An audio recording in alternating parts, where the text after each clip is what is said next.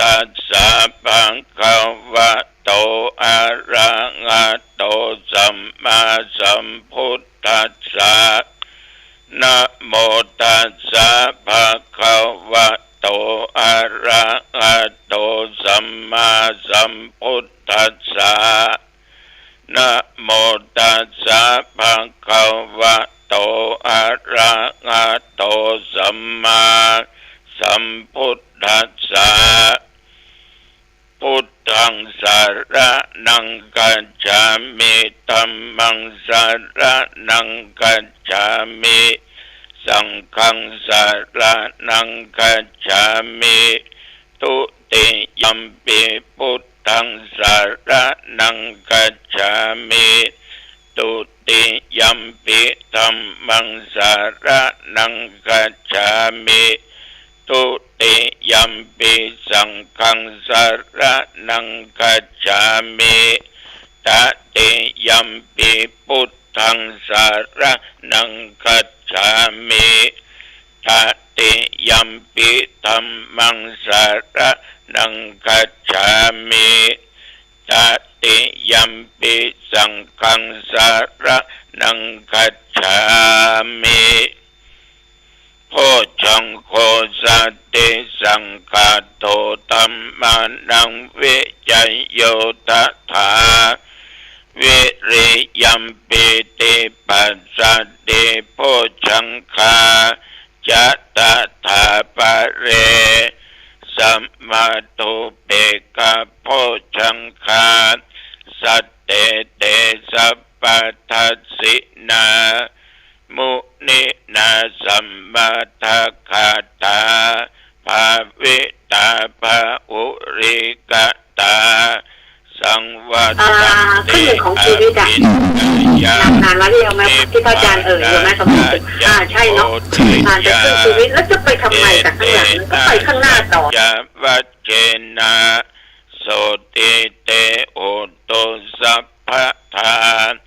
เอกะไปทำไมจากข้างหลังก็ไปข้างหน้าต่อเยนะโตโมขันลานันจะกัสสะปังกิลาเนตุกิเตติสวาโพชังเกสัตตะเทสัญเย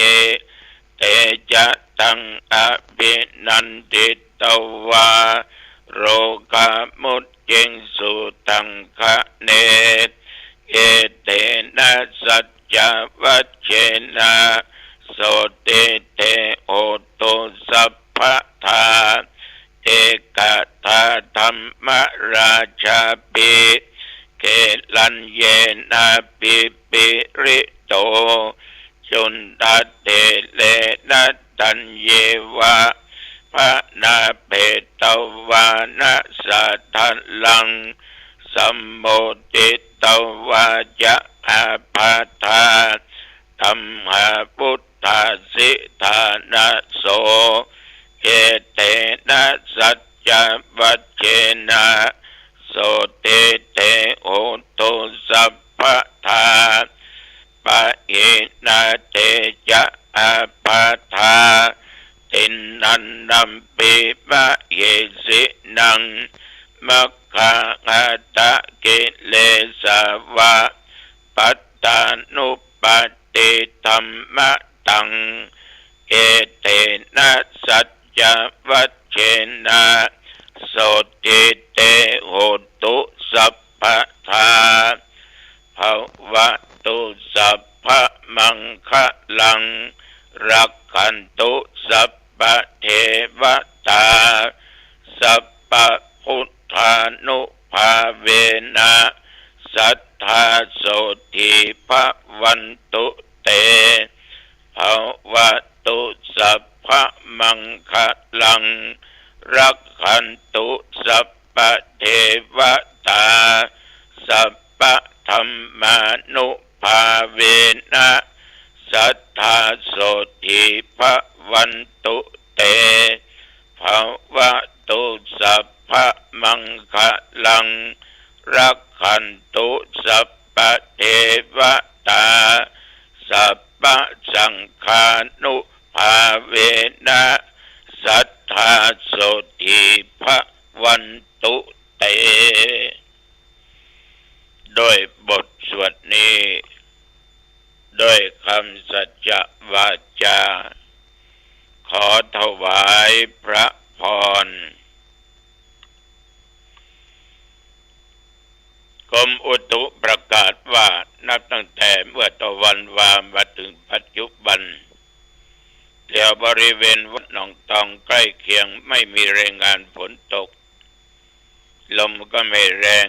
อากาศก็อบอ้าวอยู่38องศาแต่ปัจจุบันนี้ก็20องศาแต่ว่านี่ญาติโยมท่านผู้ฟังฉันเข้าเจ้าแล้ว11 โมงก็ออกจากวัดเดินทางปฏิวัติบ้านขุน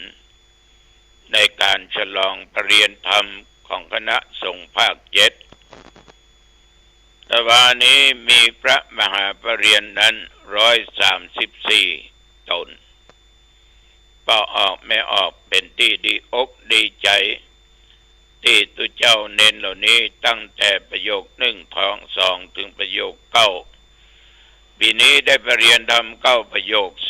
1วัดบ้านขุน2วัดพระธาตุเจ้า4จอมทอง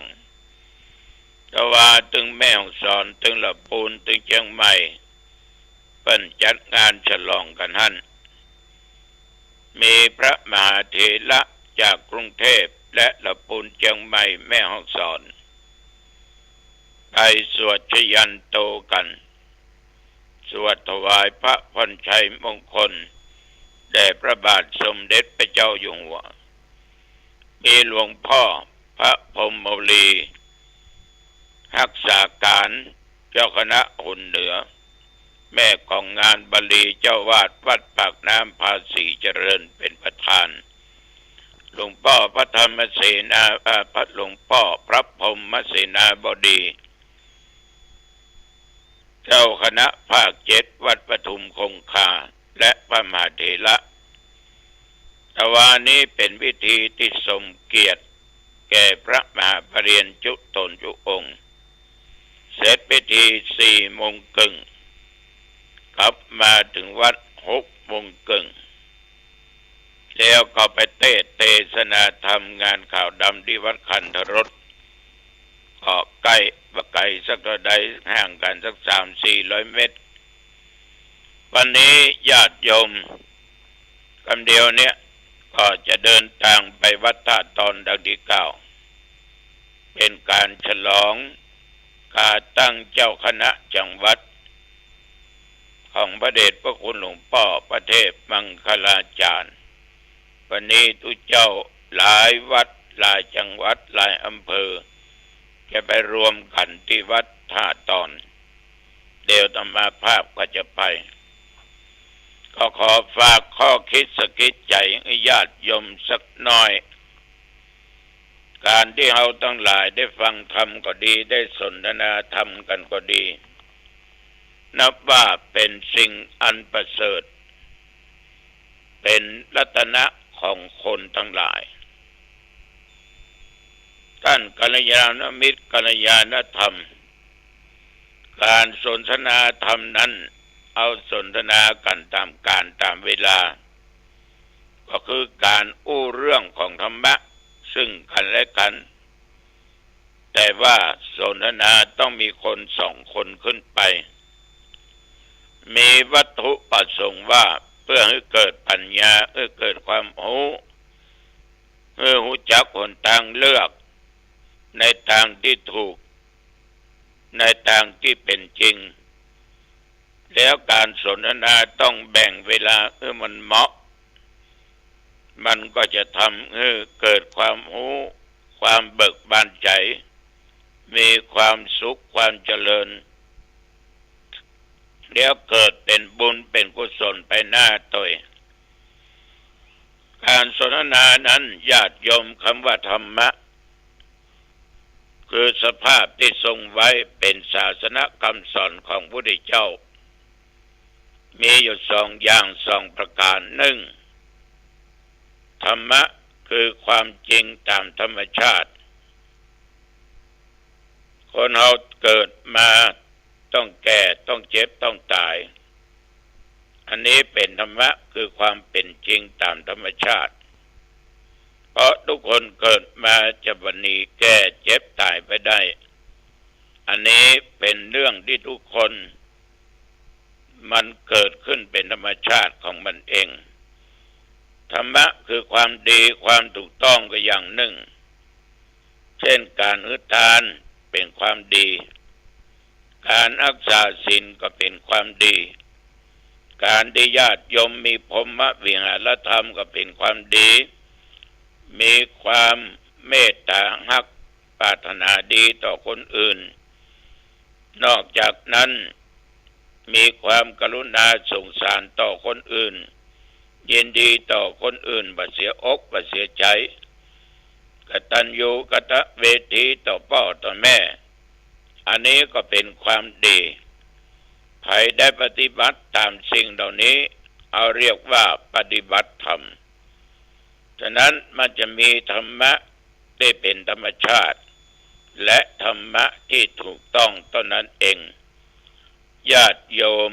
ท่านพุทธศาสนิกชนท่านผู้ฟังการนั่งสนทนาธรรมะกันนั้นอาตมาภาพก็มักจะโอ้เสมอว่าถ้าใครจะมานั่งสนทนากันห้ามเอาในตำรับตำราเอาหนังสือเล่มนั้นเล่มนี้มานั่งอู้กันเพราะเหตุใดญาติโยมเพราะเหตุว่ามันจะเกิดความขัดแย้งกันขึ้นมันจะเกิดความขัดแย้งแล้วการสนทนานั้นมันจะไปคนละทิศคนละทางถ้าหากว่าละทิฏฐิละมานะว่าได้ถือตัวถือตนยังเป็นอัตตาอยู่ว่าตัวเองถูกคนที่นั่งสนทนาว่าถูกเพราะตัวเองบ่แต่อ้างกันหลักอ้างกันในหนังสือฉะนั้นอาตมาบอกว่าถ้าจะสนทนากับตุตัวนี้ต้องเอาแบบธรรมชาติธรรมชาติถึงภายในและภายนอกภายในนั้นแม้แต่แดดแม้แต่ใบไม้แม้แต่อาคารแม้แต่ทุกสิ่งทุกอย่างที่มันเป็นภายนอกถ้านำมาพิจารณาก็เป็นธรรมะเพราะทุกอย่างตกอยู่ในนิจจังทุกขังอนัตตาภายในก็แก่เจ็บตายญาติโยมทั้งหลายความดีความชั่วอย่างทุกสิ่งทุกอย่างมันเกิดขึ้นจากจิตจากใจฉะนั้นเรานั่งอู้กันด้วยเหตุด้วยผลมันก็ทำให้เกิดเป็นบุญเป็นกุศลทำให้เกิดปัญญาขึ้นอันนี้ตู้เจ้าวัดหนองตองขอฝากกับญาติกับโยมเด้อเอาละวันนี้มีธุระที่ต้องไปก็ขอความผาสุกความเจริญในธรรมจงบังเกิดมีแก่ญาติแก่โยม